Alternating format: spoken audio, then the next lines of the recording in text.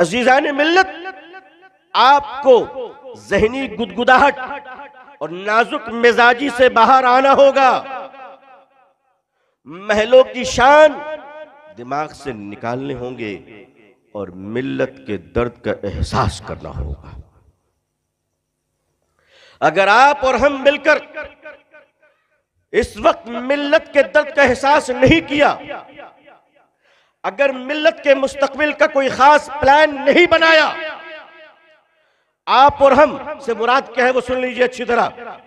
मौलाना और mister, mister और मौलाना, मुफ्ती साहब और डॉक्टर साहब, ये दोनों के दरमियान जो तफरीक आ रही ना बर्लिन की दीवार की तरह, ये शैतान की बड़ी चालों में एक चाल है कि साहब ये डॉक्टर साहब है, ये मौलाना को आदमी ही नहीं समझते। कहते साहब इनको मैथ नहीं आती, ज्योग्राफी नहीं आती, साइंस नहीं आती, he doesn't know anything about, इनको कुछ पता ही नहीं है कैसा इंसान है, इनको साहब नए डेवलपमेंट के बारे में नहीं मालूम, रिसर्च नहीं इनका क्या कारनामा है दुनिया में, ना ये चांद पे गए, ना सितारों पे गए, न इधर गए, न उधर गए, कुछ नहीं किया उन्होंने। तो वो डॉक्टर साहब, वकील साहब, प्रोफेसर साहब मौलवियों को इंसान नहीं समझते। मौलवी बेचारा है, कहता है देखो भटियारे को चेहरे पे दाढ़ी नहीं, कुरान पढ़ना नहीं जानता, नमाज नहीं जानती, वो आपको मुसलमान ही नहीं समझता। भाई ये झगड़ा कब तक करोगे? वो आपको इंसान नहीं समझता, ये उनको मुसलमान नहीं समझता।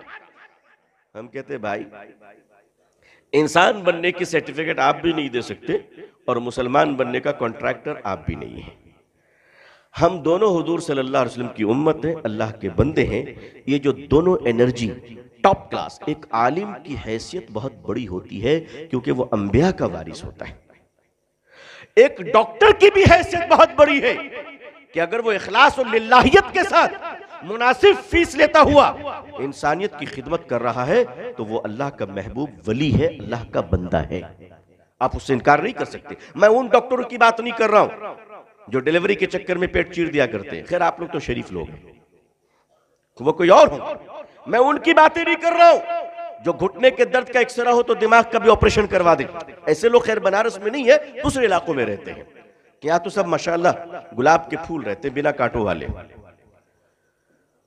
इस तरफ अगर कोई वकील इंसाफ की अदालत में किसी मजलूम की आवाज बनकर बोलता है तो वह अल्लाह के अर्श के साये में रहेगा। उलमा अपनी जगह पर बहुत कीमती चीज है।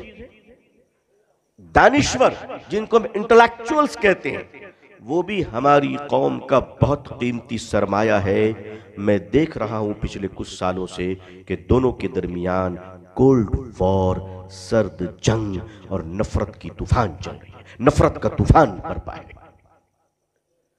इस दूरी को पाटना पड़ेगा, चाहे मौलाना साहब को डॉक्टर साहब के मतब में जाकर बैठना पड़े या फिर बेगम के ख्वाब की ताबीर जानने के लिए हजरत को मौलवी साहब के पास जाना पड़े। अपने काम के लिए तो नहीं जाएंगे, लेकिन बेगम ख्वाब देखेगी खतरनाक कि रात में ख्वाब देखी हो तुम मर गए हो, कफन आ चुका है, जल्दी से ताबीर पूछो क्योंकि मुझे भी बेवा बनने का शौक नहीं है। तो वकील साहब भी मौलवी के दरवाजे पर बैठे रहते हैं क्योंकि सवाल बेगम का है। अजीजान मिल्लत, ये जो तफरका आ रहा है मिल्लत के अंदर, उलमा और दानिश्वरों के दरमियान खतरनाक तफरका आ चुका है इस वक्त, मामूली नहीं। मुझे इसका तजुर्बा होता है। मैं जब सेमिनार में बैठता हूं, मैं जब इंडोर मीटिंगों में बैठता हूं और जब मेरे कान वो अल्फाज सुनते हैं तो मैं समझ जाता हूं कि ये अल्फाज इस कदर नफरत से निचोड़ कर कतरा बनकर क्यों आ रहा है। उसकी वजह दूरियां हैं, दूरियां हैं। तो सबसे पहला उम्मत के दरमियान कुर्बत व मुफाहमत का सिलसिला शुरू किया जाए इंशाअल्लाह। क्या आलिम, क्या गैर आलिम, क्या झोपड़ी वाला, क्या महल वाला। नंबर एक, हमारे दरमियान दूसरी एक बहुत बड़ी खाई है और वो खाई है माशाअल्लाह मसलक अलैहिस्सलाम का।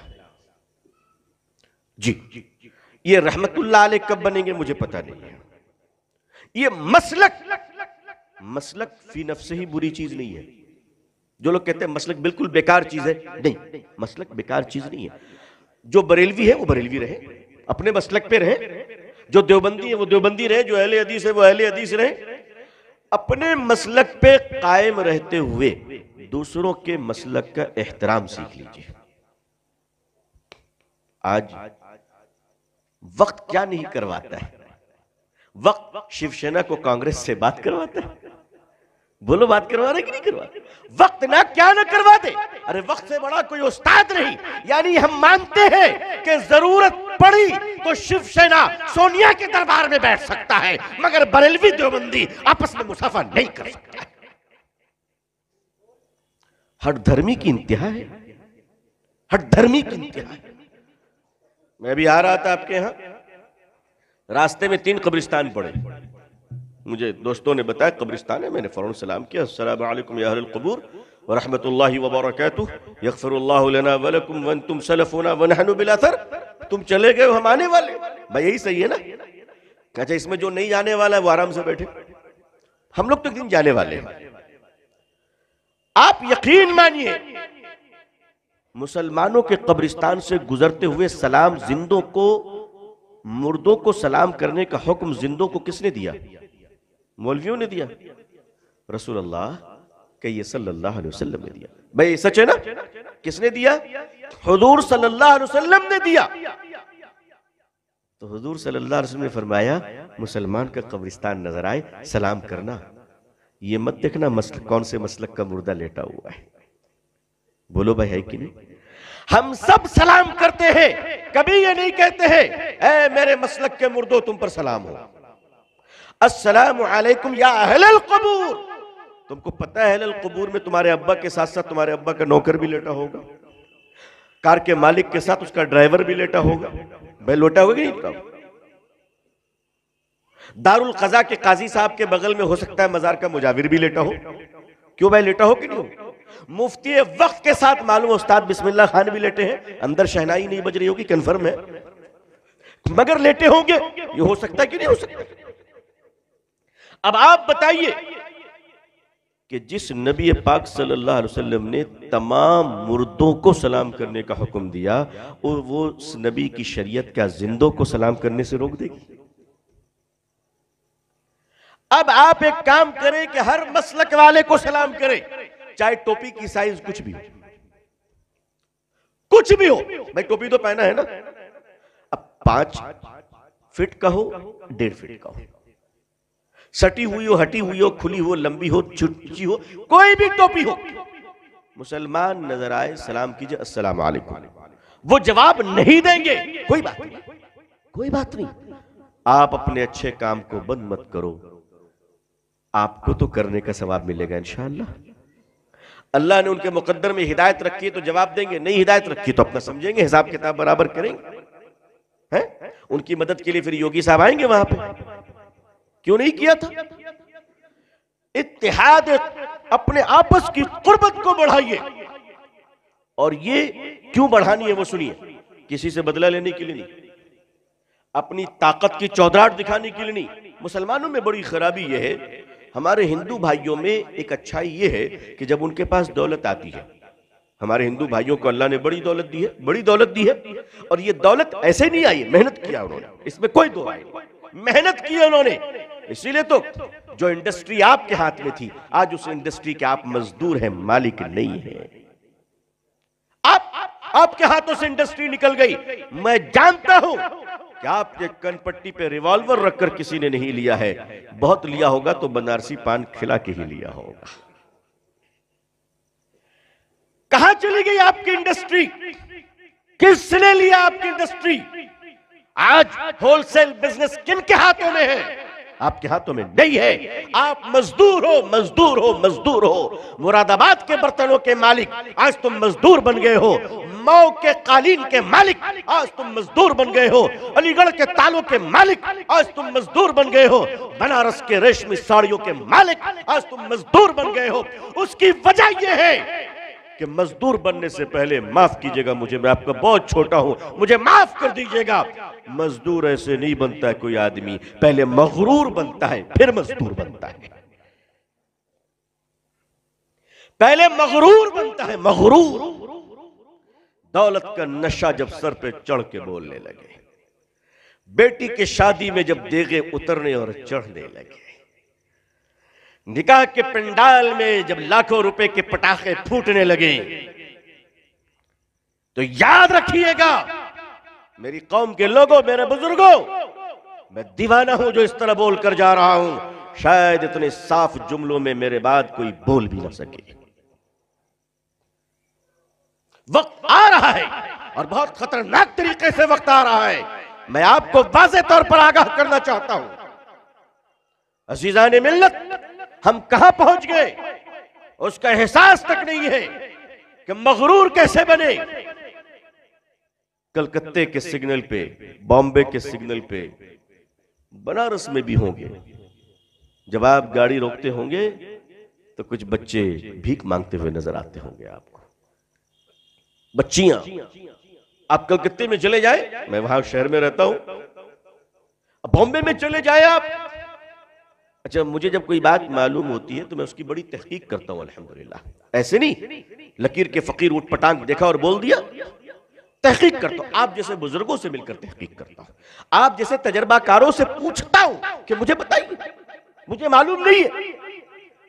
जब इन सड़कों पे भीख मांगने वालों की तारीख मालूम की, पस मंजर मालूम किया, उनकी हकीकत मालूम की,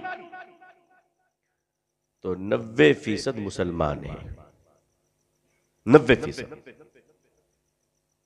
वजह कुछ भी रही हो, लेकिन एक वाक्य जो मैं आपको बताना चाहता हूं, एक जवान लड़की 18 साल की सड़क पे भीख मांग रही है, कपड़े फटे हुए, जवानी की दहलीज पे पहुंची है और कपड़े फटे हो, आप समझ सकते हैं कि देखने वालों की निगाहें कैसी होंगी, कैसी हो। अच्छा सुनिए, बेटी किसी की भी हो, मुसलमान का जरूरी नहीं, अगर बेटी किसी की भी हो, हिंदू भाई की बेटी भी हमारी अपनी बेटी की तरह है। मुसलमानों ये जज्बा पैदा करो ना। मेरे आका सल्लल्लाहु अलैहि वसल्लम, कहिए सल्लल्लाहु अलैहि वसल्लम, आप तशरीफ फरमाए, जंग के मैदान से कैदी पकड़ के लाए गए, उसमें एक जवान लड़की भी पकड़ के लाई गई, हजरत बिलाल रज़ी अल्लाह तआला अन्हु गिरफ्तार करके लाए हैं। तो जंग के मैदान में जो इस्लाम से लड़ रहा था या लड़ रही थी, वो मुसलमान तो नहीं होंगे, नॉन मुस्लिम होंगे, तो वो लड़की भी गैर मुस्लिम थी, पकड़ के लाए हजरत बिलाल। जंग के मैदान से आई थी, कपड़े फट गए थे, जाहिर सी बात है, कॉमन सेंस से, चादर नहीं थे सर पे। हजरत बिलाल ने फरमाया, या रसूल अल्लाह सल्लल्लाहु अलैहि वसल्लम, ये लड़की जंग के मैदान से गिरफ्तार होकर आई है, हमारे दुश्मन की बेटी है, आप बताएं इसे क्या सजा देनी है। सजा पूछा ना हजरत बिलाल ने, क्या पूछा, सजा क्या देनी है। आय हाय हाय, दरबारे रिसालत से सजा क्या मिल रही वो जरा देख लीजिए। मेरे आका सल्लल्लाहु अलैहि वसल्लम ने देखा, दुश्मन की बेटी है, जंग के मैदान से आई है, दुश्मन की तरह लड़ रही थी, गिरफ्तार होकर आई है, कपड़े फट गए हैं, सर पे आंचल नहीं, बिलाल सजा पूछ रहे हैं। मेरे प्यारे आका सल्लल्लाहु अलैहि वसल्लम ने अपनी चादर को उतारी और यूं दिया और फरमाया, बिलाल मेरी चादर इस बेटी को ओढ़ा दो। हजरत बिलाल रज़ी अल्लाह तआला अन्हु को जोश आ गया और फरमाने लगे, या रसूल अल्लाह सल्लल्लाहु अलैहि वसल्लम, आपकी चादर पाक है और ये नापाक है, लड़की मुसलमान नहीं है, आपकी चादर में इसको कैसे उड़ा दूं। आवाज आई मेरे आका की तरफ से, बिलाल बेटी बेटी होती है, चाहे किसी की भी हो, किसी की भी। मुसलमानों, आज तो कैरेक्टर ये हो गया है कि सड़क पे बैठने वाला एक बूढ़ा भी जाती हुई लड़की को चश्मा उठा उठा के देखता है, बूढ़ा भी। ये हमारी कौम का कैरेक्टर हो गया है। हालात ऐसे नहीं आए कि आपको क्या लगता है एक रात में हालात आ गए, 70 सालों से हमारी लक्षण बिगड़ी है, उसका रिजल्ट ये मिल रहा है। एक दिन में हालात नहीं आए। अपनी बेटी हो, किसी की भी बेटी हो, उसकी इज्जत और एहतराम सीखिए। अब वो भिखारन लड़की 18 साल की हो चुकी है, कपड़े उसके फट चुके हैं और वो उसे फटे पुराने कपड़े में भीख मांग रही है, जवानी की दहलीज पे है। तहकीक की गई ये लड़की कौन है, बदकार तो नहीं, बदचलन तो नहीं है, गलत और करप्ट लड़की तो नहीं है। नहीं, जब उस लड़की की तहकीक की गई तो जिस झोपड़ी में वो रहती है, माँ उसकी नाबीना है, बाप की जिस्म के बहुत सारी हड्डियां टूटी हुई एक्सीडेंट में, और वो बच्ची अपनी आबरू बचाती हुई भीख मांगकर अपने माँ बाप की परवरिश कर रही थी। शादी कहां से कर सकती है वो अपनी? मेरी कौम के लोगों, जब इंसानियत की बेटी जवानी की दहलीज पर पहुंचकर गुर्बत की वजह से सिसकती रहे,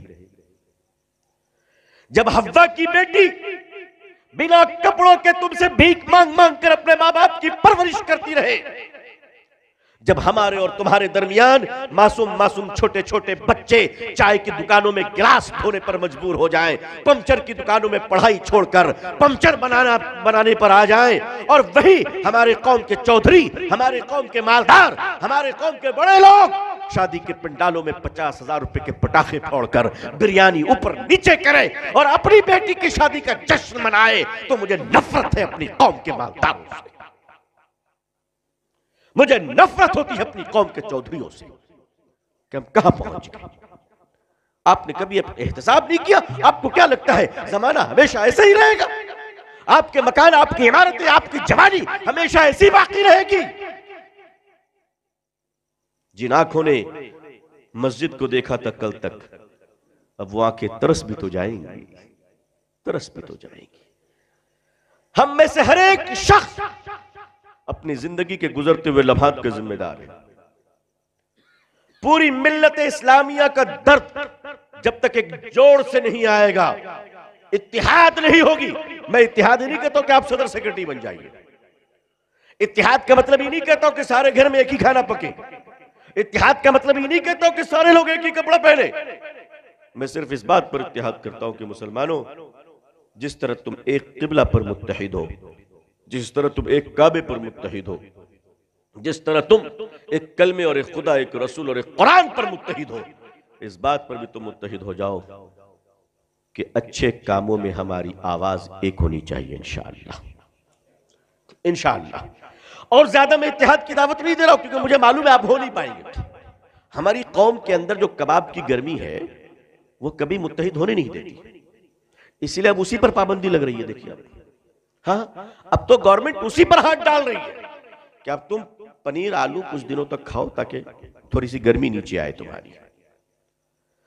हमारे हिंदू भाइयों के पास जब दौलत आती है, जब पैसे आते हैं, तो वो कॉलेज खोलते हैं, इंस्टीट्यूशन खोलते हैं, इदारे खोलते हैं, लड़कियों के अलग, लड़कों के अलग, polytechnic, science college, medical college, law college, engineering college, हत्ता की बड़ी बड़ी यूनिवर्सिटियां खोलते हैं। हमारी कौम का आदमी जब कोई मालदार बनता है तो वो 2-3 काम करता है। पहले तो अपना मकान इतना ऊंचा बनाता है कि खिड़की से गरीबों के घर में झांक सके, सभी ऐसे नहीं है। दूसरा ये कि अपनी दौलत का रोब जमा सके और अपने रिश्तेदारों को तंग कर सके। और तीसरा ये, बहुत पैसा हो गया तो एक होटल खोल लेता है जहां अपने दोस्तों के साथ बैठेगा और बावर्ची ही का काम करेगा। तालीमी इदारे हमने नहीं खोले। यही तो मैं शाहजहां के बारे में भी कहा करता हूं। शाहजहां ने ताजमहल बनाए, अगर वो इदारे दिए होते तो आज उम्मत का यह हाल ना होता, या उम्मत का यह हाल होता या ना होता, मगर बेहतरी तो होती है अल्हम्दुलिल्लाह। इदारों से एक इनकलाब तो आता है। मैं ये नहीं कहता कि 100% ठीक हो जाएगा, लेकिन भाई इसका क्या मतलब है कि हम काम न करें, हम काम करना ही छोड़ दें।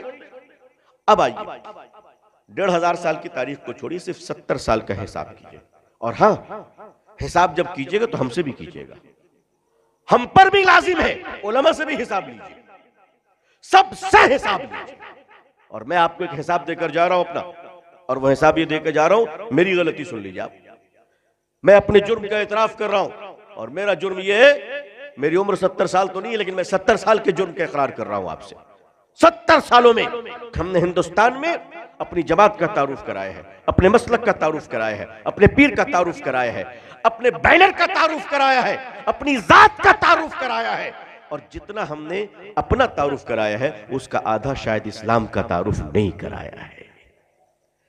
लोगों, हमारी जमात, हमारे बैनर, हमारा स्टेज, हमारे पीर, हमारे मौलाना सब बरहक है अल्हम्दुलिल्लाह, मगर इन सब से ऊपर है शरीयत इस्लामी, इन सब से ऊपर है नबी पाक सल्लल्लाहु अलैहि वसल्लम का लाया हुआ दीन, इन सब से ऊपर है अल्लाह और उसके रसूल सल्लल्लाहु अलैहि वसल्लम।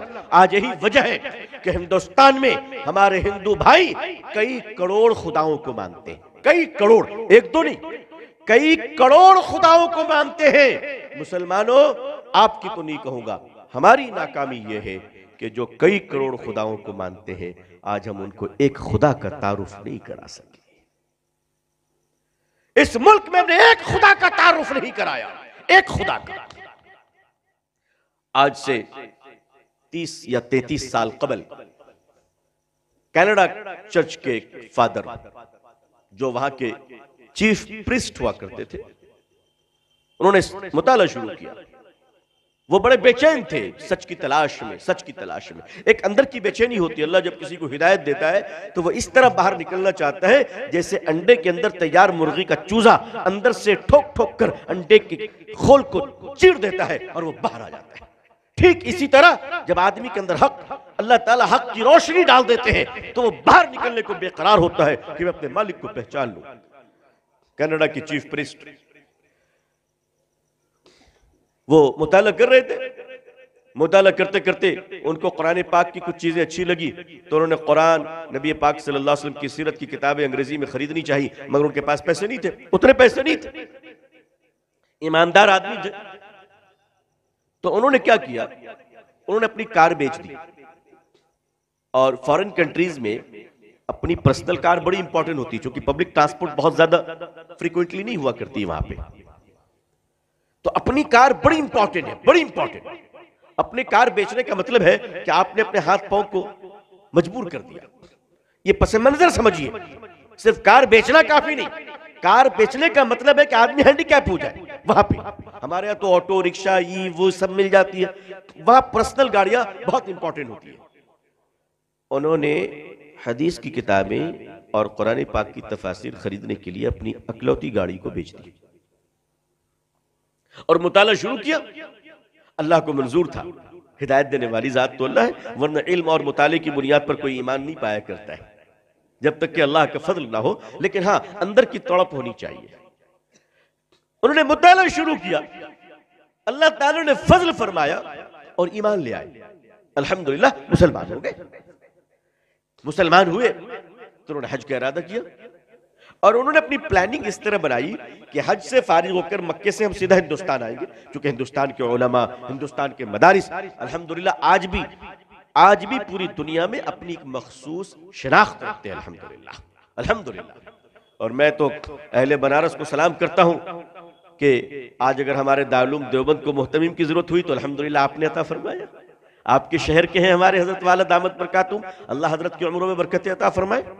देखो भाई, अपने बड़ों की कदर करना सीखो। इख्तलाफ एक नहीं हजार होंगे, मगर इख्तलाफ का मतलब ये नहीं है कि हम नाकदरी शुरू कर दें। कदर करें हम अपने बड़ों की इंशाअल्लाह।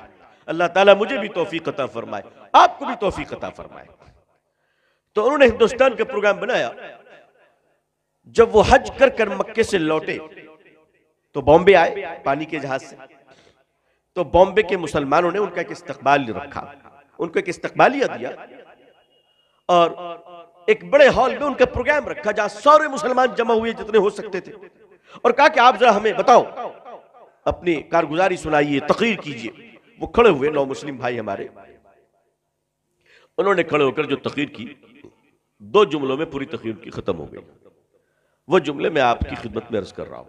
उन्होंने इतना कहा, मेरे भाइयों, मेरे मुसलमान भाइयों और बहनों, मुझ में और तुम में फर्क यह है, मुझ में और तुम में फर्क यह है कि मैंने कार बेचकर ईमान खरीदा है, तुमने ईमान बेचकर कार खरीदा है। तुमने ईमान बेचकर मकान खरीदा है, तुमने ईमान बेचकर दुकान खरीदा है, तुमने ईमान बेचकर दुनिया खरीदी है, हमने गाड़ियां बेचकर अल्लाह की मोहब्बत को खरीदा है। ये बुनियादी फर्क है मुसलमान का। मुसलमान जब तक अपने आमाल का मुहासबा नहीं करेगा, आसमान से मदद नहीं उतरेगी। ऐसे आप क्या समझते हैं कि हम बद्दुआ करेंगे किसी कौम के लिए कि अल्लाह उस कौम को बर्बाद कर दे और अल्लाह ताला सुई दबा के बर्बाद कर देंगे? अल्लाह में हमारे रिश्तेदार है। अल्लाह न हमारा रिश्तेदार है न उनका रिश्तेदार है। अल्लाह हम दोनों का रब है, रब है। ईमान और कुफ्र की बुनियाद पर जो फैसले होंगे आखिरत में, दुनिया में असबाब की बुनियाद पर फैसले होंगे। असबाब असबाब हजरत ईसा अलैहिस्सलाम जब आसमान से जमीन पर आएंगे तो मुल्क के शाम के दमिश्क की मजामे मस्जिद के छत पर उतरेंगे। उस वक्त मौजूद नमाजी देख रहे होंगे मुसलमान कि हजरत ईसा अलैहिस्सलाम जो आसमान से आए तो कोई न लिफ्ट रही न कोई सीढ़ी, दो फरिश्तों के कांधों पर हाथ रखकर सीधा आसमान से सड़क से मस्जिद के छत पर आ गए। नीचे आ सकते थे ना, अरे 20-25 फीट का ही तो फासला होगा भाई। करोड़ों मील आगे बगैर सहारे के, तवज्जो फरमाइए, ये आती है बातें हदीस की किताबों में कि ये होने वाला है। ईसा अलैहिस्सलाम मस्जिद के छत पर तो आ जाएंगे, छत से नीचे आने के लिए फरमाएंगे सीढ़ी लाओ। लोग कहेंगे हुजूर करोड़ों मील आ गए तो सीढ़ी नहीं मंगवाई, 25 फीट के लिए सीढ़ी। फरमाएंगे अब मैं असबाब की दुनिया में दाखिल हो चुका हूं और अल्लाह का निजाम यह है कि दुनिया का हर काम असबाब की बुनियाद पर ही किया जाएगा। असबाब को इख्तियार किए बगैर आप इस दुनिया के जुल्म का या दुनिया के चैलेंजेस का मुकाबला नहीं कर सकते। और मैं तो कहूंगा कि कंपटीशन का दौर चल रहा है, मैं जुल्म का दौर नहीं कहूंगा। जुल्म का दौर नहीं कहूं, कोई हम पर जुल्म कर रहा है नहीं, मैं ये बात नहीं अर्ज करता। आप ये बताकर मैं आपको बुज़दिल नहीं बनाना चाहता हूं। मैं आपसे कह रहा हूं दुनिया आपसे कंपटीशन कर रही है, स्पेशलाइजेशन का दौर है, ये तखस्सुस का दौर है। अपने आप को रेस के मैदान में खड़ा कीजिए तो दुआओं के सहारे काम नहीं, दुआ करने के बाद टांगों में भी इतनी ताकत होनी चाहिए कि रेस में दौड़ सके हम। लंगड़ों को रेस में भेजा नहीं जाता है। आप बद्दुआ करते कि अल्लाह आप किस कौम, आप किनका मुकाबला करना चाह रहे बद्दुआओं से? आप मेहनत करने वाली कौम का मुकाबला बद्दुआओं से नहीं कर सकते। ये नोट कर लीजिए, चाहे जितनी लंबी भी तावीज लटका लीजिएगा ना, फिर भी नहीं कर सकिएगा। मैं आपको कंफर्म बता के जा रहा हूं, मेहनत करने वाली कौम का मुकाबला बद्दुआओं से नहीं किया जा सकता। आरएसएस के लोग सुबह 4 बजे उठकर मैदान में वर्जिश करते, मेहनत करते हैं, ऑर्गेनाइज होते हैं। और हमारे लोग सुबह 10 बजे उठकर ब्रश करते हैं, वो भी मोबाइल के व्हाट्सएप चेक करते होंगे। आप मुकाबला कीजिएगा। हाथ से मस्जिद ऐसे ही नहीं गई है। पहले मस्जिदें हमारे सजदों से वीरान हुई हैं, तब हमारे कब्जे से वीरान हुई है। मैंने एक वाकया पढ़ा था और लोगों से सुना भी, मेरी अपनी तस्दीक तो नहीं है लेकिन लगता है कि वाकया सही होगा। फलस्तीन और इसराइल दो मुल्क है, इसराइल यहूदी है, फलस्तीन मुसलमान है। दोनों के बीच में एक बॉर्डर है, और जब दो मुल्क होंगे तो बॉर्डर हो गई। फलस्तीनी गरीब मुसलमान मजदूरों को इसराइल वर्क परमिट देता है ताकि आके इसराइल में झाड़ू लगाए। और मुसलमान किस लायक? झाड़ू लगाए, सफाई करे, प्लम्बरिंग का काम करे, बाथरूम की फिटिंग्स देखे और शाम में चले जाए। तवज्जो फरमाइए, सुबह आए, काम करें, मजदूरी ले और शाम में चले जाए, रात में रुकने की इजाजत नहीं है। एक फलस्तीनी मजदूर जो 10 साल, 20 साल, 15 साल से कंटिन्यू बेचारा मजदूरी के लिए सुबह फजर की नमाज पढ़ता अपने मोहल्ले में और पढ़कर आ जाता और बॉर्डर को क्रॉस करता तो यहूदी पुलिस वाले मेटल डिटेक्टर से उसे चेक करते थे कि कोई रिवॉल्वर ना हो, बॉम्ब ना हो, कोई चाकू खंजर ना हो, कोई टेररिज्म आतंकवाद का कारनामा ना हो जाए, वो चेक करते थे। इंसान तो इंसान है ना। एक इंसान रोजाना किसी से मिलेगा तो वो मिलते मिलते मिलते मिलते एक उनसियत हो ही जाती है। कुदरत का एक उसूल है, उनसियत हो जाती, चाहे दुश्मनी ही क्यों ना हो, दुश्मनी क्यों ना हो। अब जैसे ज्ञान वापी मस्जिद है, वहां पे हमारे कितने हिंदू भाई होंगे जो हजरत मौलाना को सलाम करते होंगे। भाई देखते कि 5 वक्त तो मौलाना आएंगे, मौलाना की रुखे जमील की जियारत करनी है तो मोहब्बत हो जाती है। लड़ाइयां अपनी जगह पर, नफरतें अपनी जगह पर, मगर मोहब्बत का भी एक खाना है जो अल्लाह ने रखा है। अब उस पुलिस वाले को इस फलस्तीनी मजदूर से उनसियत हो गई। वो चेक करता और रोजाना एक सवाल करता, ए मेरे फलस्तीनी भाई ये बता, तूने फजर की नमाज पढ़ी? यहूदी पूछ रहा है। कहा पढ़ी? कहा घर में, मस्जिद में? कहा मस्जिद में। मस्जिद भरी थी खाली थी? कहा नहीं खाली थी। 2 सफ, 1.5 सफ, 2.5 सफ, 3 सफ भरी नहीं, जुमे की तरह भरी नहीं। 10 साल या 15 साल तक मुस्तकिल वो सवाल पूछता रहा और मुस्तकिल ये जवाब देते रहे। उनसियत हो गई, फ्रेंडशिप हो गई, आपस में एक दूसरे को कॉन्फिडेंस हो गया, हिम्मत हुई। तो मुसलमान मजदूर ने उनसे सवाल किया, ऐ मेरे यहूदी भाई, ऐ पुलिस वाले, ये बता तू मुझसे हमेशा फजरी के बारे में क्यों सवाल करता है? तो उस पुलिस वाले ने कहा, हमारे मजहबी किताबों में लिखा है कि जिस दिन मुसलमान अपनी मस्जिदों को फजर की नमाज में जुमे की तरह भर देंगे, उस दिन अल्लाह ताला इस कायनात की हुकूमत की चाबी मुसलमानों को अता फरमा देगा। आज हमारे फजर की नमाज में रेशो क्या है? नौजवान जिम में जाते हैं, माशाअल्लाह, कसरत करते हैं, मसल्स बनाते हैं, और बॉडी दिखाने के लिए हाफ टी शर्ट नहीं, बिल्कुल मुंडा टी शर्ट पहनते हैं ताकि मसल्स नजर आए। और 10-10 किलो, 15-15, 20-20 किलो के वजनी लोहे के बॉल उठा लिया करते और कहते, देखिए हमारा मसल पावर। हम जानते हैं तुम बहादुर इतने हो कि 20 किलो का वजन उठा लेते हो, बुज़दिल इतने हो कि फजर की अजान सुनकर 250 ग्राम की कंबल नहीं उठाई जाती, एक चादर तुमसे नहीं उठाई जाती। अल्लाह जज़ाए खैर दे रजब तैयब उर्दुगान को, जिसने तुर्की में कहा कि जो बच्चे 40 दिनों तक बिला नागा फजर की नमाज जमात के साथ पढ़ेंगे, हम उन बच्चों को साइकिल गिफ्ट करेंगे। क्या हम लोग नहीं कर सकते? अल्लाह ने हमें पैसे नहीं दिए? नहीं, हम लोग तो छुट्टियों के वेकेशन पर अपनी दौलत को उड़ाना जानते हैं, पार्टियों पर उड़ाना जानते हैं। कौम का कौन सा दर्द है हमारे अंदर? कौन सा दर्द है? रात के 2 बजे तक सोशल मीडिया पर बैठकर चैटिंग करने वाली कौम, और व्हाट्सएप पे दिन की बातों को फॉरवर्ड करना, पढ़ना नहीं, सिर्फ फॉरवर्ड करना ताकि जन्नत तुम ले लो और बनारस के चौराहे पे हम खड़े रहे। जब कौम की ये फितरत हो जाती है तो फिर याद रखिएगा, उलमा आसमान से उतरी हुई फरिश्तों की जमात नहीं है, वो भी हमारे और आपके दरमियान की है।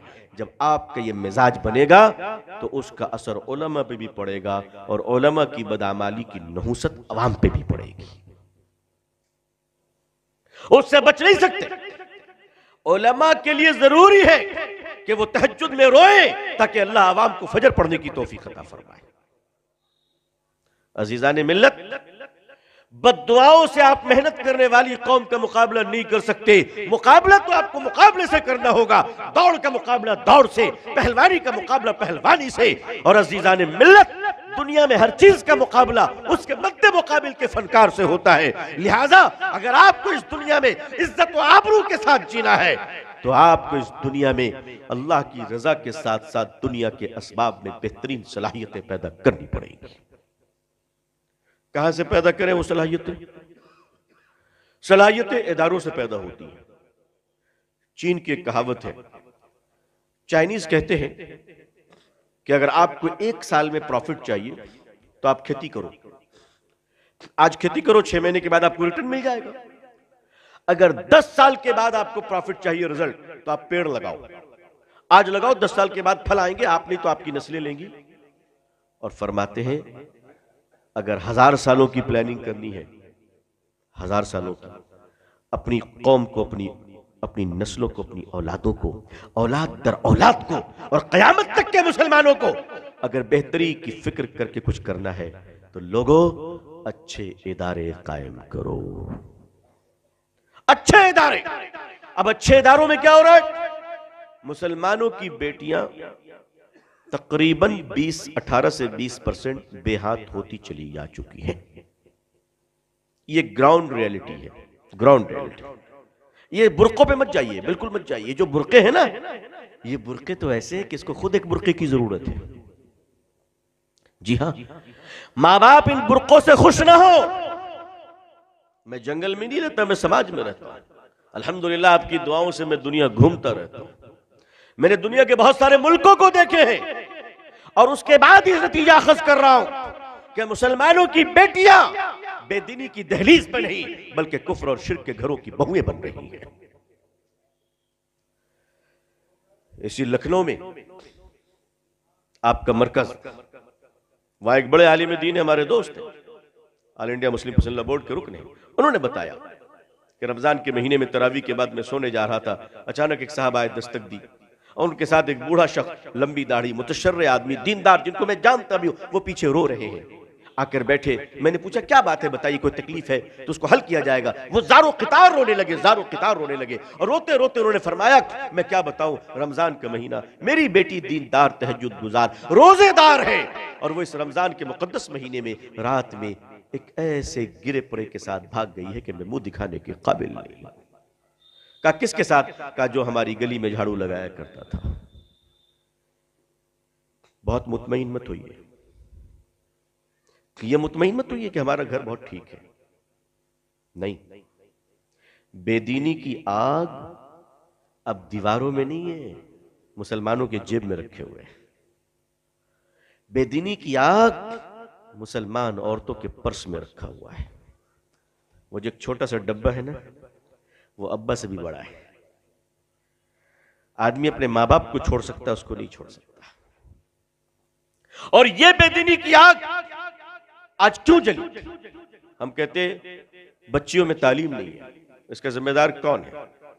हम और आप हैं, हम भी और आप भी, सिर्फ हम अकेले नहीं है। ये जो सोचेगा अकेले हमारे सर पे ठेकड़ा फोड़ दीजिएगा तो मैं पूरा भाड़ आप ही के सर पे फोड़ दूंगा।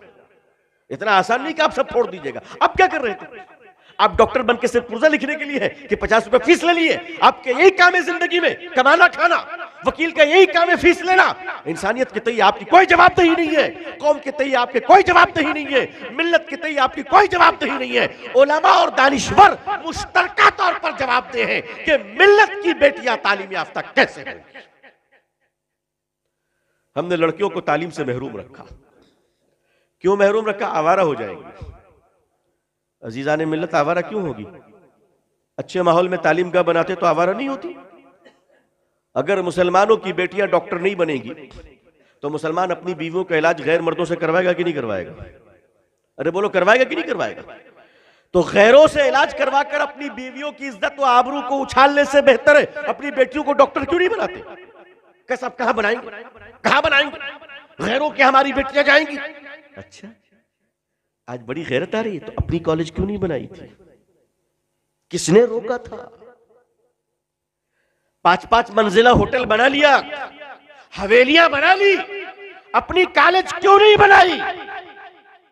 सारी जिम्मेदारी दूसरों ने रखी है हमारी, और हम सिर्फ शिकायत करते रहे। आज तो पूरे हिंदुस्तान में लड़कियों का ऐसा मदरसा नहीं है कि जिसमें मालदार अपनी बेटियों को दाखिल करे, 20,000 रुपए महीना दे और घर से बेहतर माहौल मिले, और वहां बेटियां दीनी तालीम के साथ साथ फर्स्ट ईयर और सेकंड ईयर को भी कंप्लीट करें इंग्लिश मीडियम के साथ। और वो बच्चियां जब बाहर निकलें तो हाफिजा और आलिमा भी हो, साथ में मेडिकल साइंस की ग्रेजुएट भी हो, हाफिजा और आलिमा भी हो, और अच्छी डॉक्टर भी हो। क्या ऐसी कौम में बेटियां नहीं होनी चाहिए हमारी? क्यों नहीं किया हमने? कि बेदीन हो जाएंगी। इस्लाम में औरतों ने काम नहीं किया। आपके पास अपने इदारे नहीं है, और याद रखिएगा रोक कोई नहीं पा रहा है, ये सिर्फ चोचले और ढकोसले की बातें। लोग आज अपनी बेटियों को और बेटों को बाइक पर बिठाकर गैरों के स्कूल पर डाल रहे हैं। कितनों को रोक लिया आपने? और नहीं रोक पाइएगा। याद रखिएगा, प्यास हर हाल में पानी ढूंढता है। तवज्जो फरमाइएगा, प्यास हर हाल में पानी ढूंढता है। साफ पानी नहीं मिलेगा तो गंदे पानी से प्यास बुझाई जाएगी, मगर प्यास को रोका नहीं जा सकता। प्यास को रोकना मुमकिन नहीं है। तालीम, तरक्की, खुशहाली, मालदारी, विकास, विशाल, उरूज इंसान की प्यास है, इंसान की जरूरत है। अगर दीनी रास्ते से पूरे नहीं किए गए तो दुनियावी और जिल्लत के रास्तों से पूरे किए जाएंगे। जिस तरह निकाह एक जरूरत है इंसान की, अगर इंसान जायज तरीके से निकाह कर कर अपनी ख्वाहिशों की तकमील नहीं करेगा तो वो बदकारी करेगा, वो गुनाह करेगा, और उस गुनाह से बचने के लिए अल्लाह और अल्लाह के नबी सल्लल्लाहु अलैहि वसल्लम ने निकाह रखा है। इसी तरह मुतबादिल ऑल्टरनेट सिस्टम, मुतबादिल निजाम मुसलमानों को बनाना पड़ेगा, वरना अभी क्या हुआ, आने वाले सालों में और रोना पड़ेगा, और रोना पड़ेगा। पिछले 70 सालों का हिसाब कीजिए।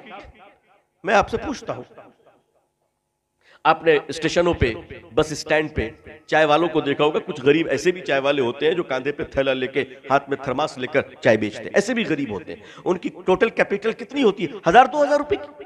उससे ज्यादा की कैपिटल नहीं होती। वो चाय बेचता है, और जब वो चाय बेचता है तो शाम में वो हिसाब करता है, मेरी चीनी कितनी खर्च हुई, शक्कर कितनी खर्च हुई, पत्ती कितनी खर्च हुई, कप कितने गए, पानी कितना खर्च हुआ, मैंने कमाया कितना, गंवाया कितना। करता है कि नहीं करता है बताइए? एक गरीब चाय वाला जब ईमानदारी से हिसाब करता है तो अल्लाह एक न एक दिन उसको भी प्रधानमंत्री बना देता है। मिला? अब पान वालों की बारी है, वो भी कोशिश करें, ईमानदारी से चूना लगाया करें, अल्लाह एक न एक दिन उनकी भी किस्मत के ताले खोलेगा। और चाय वाले से ज्यादा पान वाला ईमानदार होता है, इसलिए कि पान वाला पूछता है कितना चूना लगाऊं, बेचारा पूछ कर लगाता है, बिना पूछे नहीं लगाता है। ये उसकी ऑनेस्टी है, उसका भी नंबर आना चाहिए, और वो आया तो बनारस को नंबर 1 मिलेगा इंशाअल्लाह मकाम। एक चाय वाला भी शाम में अपनी चाय का हिसाब करता है, हमने कमाया कितना, गंवाया कितना। अगर हिसाब कोई नहीं करता है तो एक मुसलमान है जो 70 सालों में अपना हिसाब नहीं कर रहा है कि मैंने पाया क्या, मैंने खोया क्या। हम सिर्फ जलसे कर रहे हैं, रात भर के जलसे, 1-1 बजे रात में तो आपके जलसा खत्म होता है माशाअल्लाह। ये बहादुरी है आपकी, इतनी बड़ी करामत मैं नहीं कर सकता, ये करामत आप ही लोगों को मुबारक हो। अजीज़ान मिल्लत, हम जिस प्यारे नबी सल्लल्लाहु अलैहि वसल्लम के मानने वाले हैं, उस रसूल खुदा सल्लल्लाहु अलैहि वसल्लम ने जंगे बद्र में दुआ की थी, आपने दुआ मांगी, लेकिन दुआ से पहले आपने सफ़े दुरुस्त करवाई। वो 313 मुसलमानों को खड़ा किया, उनको आपने सलीके बताए, उसके बाद अल्लाह से मांगा, आओ मेरी कौम के लोगों, जो जब जगे तब सवेरा, जो हो गया वो हो गया, अब क्या बेहतर हो उस पर जरा गौर फरमाए, और वो ये है अपनी मस्जिद को मजबूत कीजिए, नमाजों से भी मजबूत कीजिए, सिस्टम से भी मजबूत कीजिए। हर मस्जिद 160 घरों का कफील हो, वली हो, सरपरस्त हो, हर मस्जिद, ईस्ट वेस्ट नॉर्थ साउथ, यानी पूरब पश्चिम उत्तर दक्षिण, 40-40 घर। एक मस्जिद के आगे 40 घर, पीछे 40 घर, दाएं 40 घर, बाएं 40 घर, कितने घर हुए भाई? 160 हुए। कोई बड़ी बात नहीं है, 160। हर मस्जिद की कमेटी अपने 40-40 घरों के 160 घरों का हिसाब रखे कि इन 160 घरों में गरीब कितने हैं, बेवा कितनी है, यतीम कितनी है, भीख मांगकर लोग जिंदगी कौन कौन गुजारते हैं, बीमार कितने हैं जो इलाज के लिए मुंह नहीं खोल पाते, बाहर जाकर भीख मांगते हैं, होता है इलाके में लोग पहचान लेंगे, इज्जत पर हाथ आएगी। ऐसी जवान लड़कियां कितनी है जिसका बाप शादी करने के लिए भीख मांगने पर मजबूर है। एक मस्जिद वो जिम्मेदारी ले ली और कहा ये 160 घर के लोग भीख नहीं मांगेंगे, जो हम खाएंगे वो तुम खाओगे इंशाअल्लाह। अब हमारे बच्चे चॉकलेट नहीं खाएंगे, वो पैसे हम तुम्हें देंगे, मस्जिद में जमा करो। जुमे के दिन एक डब्बा चलता है ना मस्जिद के खर्चे के लिए, भाई जुमे के दिन चंदा दे दो मस्जिद के खर्चे के लिए, एक और डब्बा चलाओ गरीबों के वजीफे के लिए, यतीमों के वजीफे के लिए। कोई बच्चा अगर गुर्बत की वजह से नहीं पढ़ पा रहा है तो मस्जिद कमेटी उसका दाखिला कराए और कहे बेटा तेरा बाप नहीं तो क्या है, हम सब तेरे सरपरस्त हैं, तू अपने आप को तन्हा मत समझ। उस रसूल अकरम सल्लल्लाहु अलैहि वसल्लम की सुन्नत अदा क्यों नहीं करते लोगों, जो सड़क पर चलते हुए यतीम को गले से लगाता है और आयशा से आके फरमाते आयशा लो इस यतीम को अपना बेटा बना लो। कोई बेवा औरत है, मुताल्लिका औरत है, उसकी मदद कीजिए, अगर निकाह की उम्र बाकी है तो उसकी दूसरी शादी करवाइए, यह आपकी जिम्मेदारी है। वरना याद रखिए एक मस्जिद के अहाते में अगर कोई औरत मजबूरन अपनी आबरू का सौदा करती है तो हाजी साहब, नमाजी साहब, बचोगे नहीं आप अपने कमरे को बंद कर तस्बीह हिला के बचोगे नहीं आप। अल्लाह ताला ने कौम पर जब आज़ाब भेजा तो फरिश्तों ने कहा अल्लाह इस बस्ती में एक तेरा बंदा ऐसा है जो पलक झपकने के बराबर भी तेरी नाफरमानी नहीं किया, उस आबिद का क्या करूं। अल्लाह ने फरमाया इस अज़ाब के साथ उसे भी पलट दे। कहा वो मेरा आबिद है, मैं उसे क़यामत के दिन दे दूंगा, लेकिन इस वक्त वो मुजरिम है कि उसने खुद तो मुझे पाया, मेरे बंदों तक मुझे नहीं पहुंचाया। मस्जिद जिम्मेदारी ले इस बात की 160 और वो किफालत करे, वजीफा भेजे ताकि किसी को भीख ना मांगना पड़े। हमारी कौम में एक गरीब आदमी अपनी बेटी की शादी के लिए अगर भीख मांगता है तो शर्म आनी चाहिए, हमें गैरत आनी चाहिए। हमने कलकत्ते में अपनी मस्जिद में पाबंदी लगा रखी है, कोई नहीं मांग सकता। जरूरतमंद है तो आप तफसील दीजिए, क्या है बताइए आप इंशाअल्लाह। आपकी शादी बेटी की करवाई जाएगी इंशाअल्लाह, और हो रही है अल्हम्दुलिल्लाह। अब आप चोचले बगा रहे हैं कि यामा का मोटरसाइकिल चलाए, तो माफ कीजिएगा, वो सब नहीं देंगे हम आपको, एक मुनासिब तरीके से। और अल्हम्दुलिल्लाह हमारे कलकत्ते की मस्जिद में चंद मालदारों ने मुझे कह रखा है, अल्लाह अल्लाह ताला उनके बालों में बरकत अता फरमाए, कोई भी तकाजा है आप हमें फोन कर दीजिए, हम भेज देंगे। अल्लाह का शुक्र है, अल्लाह उनको बरकत दे रहे। लेकिन भीख मांगने की इजाजत नहीं है मस्जिद में। अगर मस्जिद में कोई खड़ा होकर भीख मांग रहा है तो मस्जिद के सारे मुसल्लियों को गैरत आनी चाहिए कि हमारे रहते हुए हमारा भाई भीख मांग रहा है। जी, गैरत आनी चाहिए, गैरत आनी चाहिए। बेगैरत है वो लोग जो 10-5 दे के निकल जाते हैं, बेगैरत है वो लोग दीनदार नहीं है, सखी नहीं है, वो बेगैरत है, वो भिखारियों को प्रमोट कर रहे हैं। सिखों में आपने भीख मांगते हुए नहीं देखा होगा, जैनियों में आपने भीख मांगते हुए नहीं देखा होगा। क्यों? वो अपने गरीब को खड़ा कर देते हैं, गरीबों को खड़ा कर देते हैं। हम गरीबों की कमर तोड़ देते हैं। हम मोबाइल खरीदते 50,000 की, लेकिन गरीब को आलू में 1 रुपए ज्यादा देने के लिए तैयार नहीं है। कहते नहीं, मोल भाव करो, दाम करो, नीचे करो। नेट पे खर्च करेंगे, इंटरनेट पे खर्च करेंगे, मगर हम किसी की मदद नहीं करेंगे। और मदद भी करेंगे तो अल्लाह की पनाह, ये जाड़ा आ रहा है ना, सर्दी आ रही है, कंबल बांटेंगे लोग, स्टेज लगाएंगे, माइक लगाएंगे और कहेंगे आओ गरीबों कंबल दूं। उस वक्त तक नहीं दूंगा जब तक कि फोटोग्राफर ना आ जाए, क्योंकि हम खुदा को दिखाने के लिए थोड़ी ना दे रहे हैं। और उसके बाद कंबल भी देंगे तो ऐसे गरीब को हाथ इस तरफ, चेहरा फोटोग्राफर की तरफ। क्यों गरीबों को जलील करते हो? सोचो अगर मंजर बदल जाए तो कैसा लगेगा। अगर कल को वो इस तरफ हुआ, तुम उस तरफ हुए, तब क्या होगा? तब क्या होगा? आज अल्लाह ने देने के लायक बनाया है तो चर्बी जम गई है, फोटो खिंचवा कर देते हो गरीबों को। इसी मुल्क के मारवाड़ियों को, मेरी बड़ी मशहूर तकरीर है इस पे, मारवाड़ियों ने किस तरह खिदमत की है। लोगों, गैरों को सिर्फ बुरा कहने से नहीं होगा, हमारी अच्छाइयां उन्होंने ले ली, उनकी बुराइयां हमने ले ली।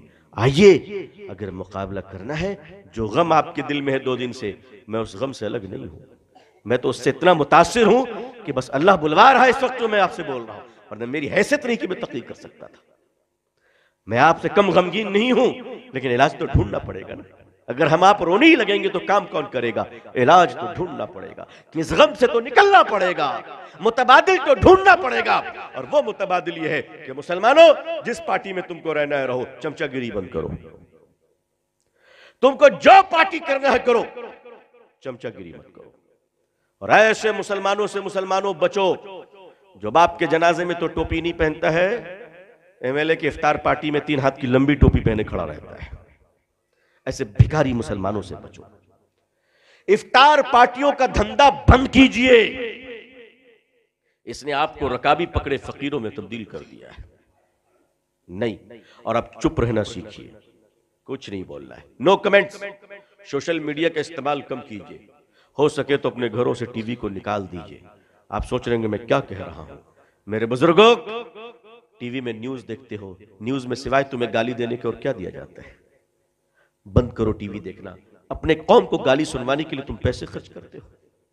मेरे बुजुर्गों, अपने वक्त का सही इस्तेमाल कीजिए, कोई काम नहीं तो सो जाइए, कुरान पढ़िए, अल्लाह अल्लाह कीजिए, इस्तग़फ़ार पढ़िए, ताकि आंख बंद होने के बाद काम आए। लेकिन मेरे बुजुर्गों, मुसलमानों के मोहल्ले में अब कोई रात में बैठकर चैटिंग न करे और अपने कपड़ों में वक्त जाया न करे। सुबह उठिए और फजर में मस्जिद को आबाद कीजिए, और रात में सोने से पहले 2 काम जरूर कर लीजिएगा। एक, 100 बार कम से कम दरूद शरीफ पढ़ लीजिएगा, ताकि मेरे आका सल्लल्लाहु अलैहि वसल्लम की तवज्जो हम पे हो जाए। किसी लायक तो नहीं है, हम अपने आमाल से मायूस हैं, अल्लाह की रहमत से मायूस नहीं है। दूसरी बात यह है, अपने घर में बीवी बच्चों को लेकर बैठिए और सोने से पहले 5 मिनट दीन की बातें कीजिए। 5 मिनट आखिरी काम हो, उसके बाद कोई काम नहीं होना चाहिए। वो 5 मिनट दीन की बातें, हुजूर सल्लल्लाहु अलैहि वसल्लम की बातें, कुरान और हदीस की बातें, सहाबा और सहाबियात की बहादुरी की बातें। कोई मुनासिब किताब ले लीजिए अपने उलमा के मशवरे से, उसको एक सफ़ा पढ़ दीजिए और पढ़कर उसको सुनकर बस सो जाए, ताकि रात में ख्वाब भी आए तो अच्छे लोगों के ख्वाब आए। ऐसा कीजिए, इंशाअल्लाह कुछ दिनों के बाद दिल की दुनिया में इनकलाब आएगा, कमज़ोर रूह मजबूत होगी इंशाअल्लाह। और बदगुमानियों को कम कीजिए, दूसरों को बुरा समझना बंद कीजिए। हमारे अंदर बड़ी बुराइयां हैं, अल्लाह हम सबको माफ फरमाए। आप सबसे दुआओं की दरखास्त करता हूं, अपनी दुआओं में हमें याद रखिएगा। और ये जो बेचारे काबिरीन काम कर रहे हैं पूरे मुल्क में, इनके लिए भी दुआ कीजिए। इंसान है, गलतियां सबसे होती हैं। दुआ कीजिए कि इनकी हिम्मतें पस्त ना हो और ये अपना हौसला ना खोएं और आगे बढ़कर हौसलों के साथ दीन हक का परचम लहराते रहें। अल्लाह ताला पूरी दुनिया में हम सबको इस्लाम की इज्जत देखना नसीब फरमाए।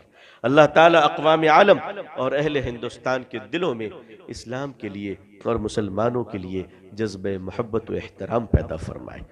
अल्लाह ताला भारत में अमन और शांति अता फरमाए। अल्लाह ताला हमारे इस मुल्क में मुसलमान भाई, हिंदू भाई और सारे जात बिरादरी और धर्म वालों में इंसानी बुनियाद पर भाईचारगी अता फरमाए। अल्लाह हमें और आपको, हम सब के अहल वयाल को और पूरी उम्मत मुस्लिमा को सेहत, आफियत, खैर, सलामती और खुशहाली के साथ इस्लाम पे जिंदगी, ईमान पर खात्मा नसीब फरमाए। आमीन या रब्बल आलमीन। आखिर दावाना अल्हम्दुलिल्लाहि रब्बिल आलमीन। वस्सलामु अलैकुम व रहमतुल्लाहि व बरकातुहू।